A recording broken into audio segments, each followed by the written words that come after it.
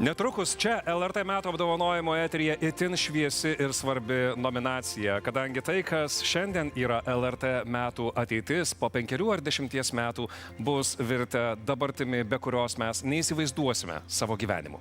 Tad dėmesio kviečiu prisiminti visus 3 nominantus, kurie rungėsi kategorijoje metų ateitis.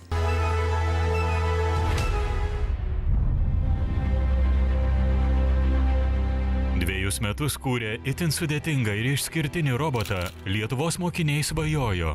Europos robotikos čempionate jie iškovos galimybę atstovauti Europai Jungtinėse valstijose. Tačiau vertybės ir nepakantumas Rusijos karinei agresijai Ukrainoje lėmė, kad jie atsisakė varžytis komandoje su Rusija.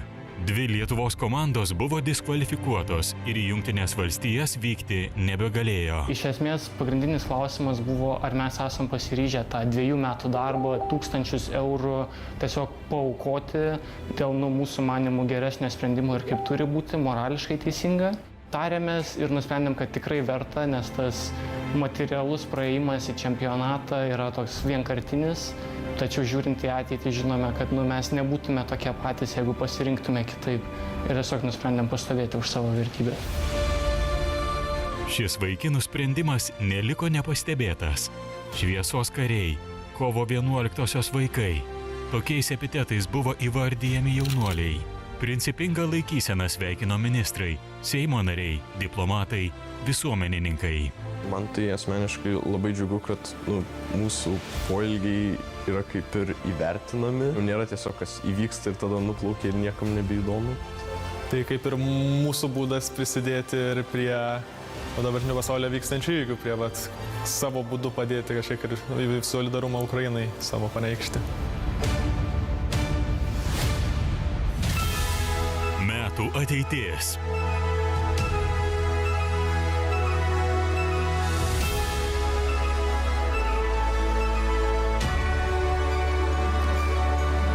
Taigi, metų ateities nominacijos nugalėtojas yra Litbot ir Lituanika X.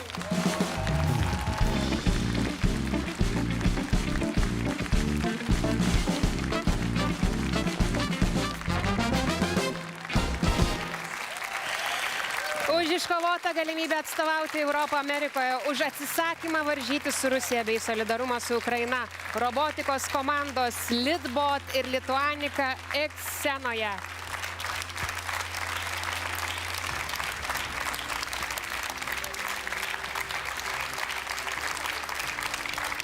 Publika stojasi. Taip, jūs verti kiekvieno iš mūsų aplodismento ir padėkos už tokį socialinės atsakomybės žingsnį.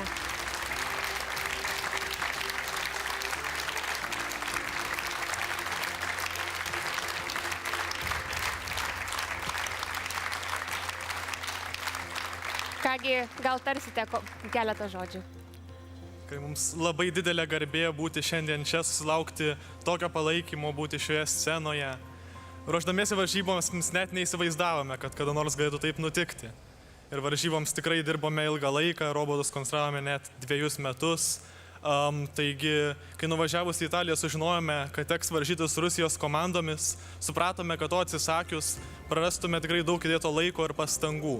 Tai tikrai buvo skaudu, tačiau visos Lietuvos palaikymas tikrai parodė, kad mūsų materialinis pralaimėjimas pavirto moraliniu laimėjimu.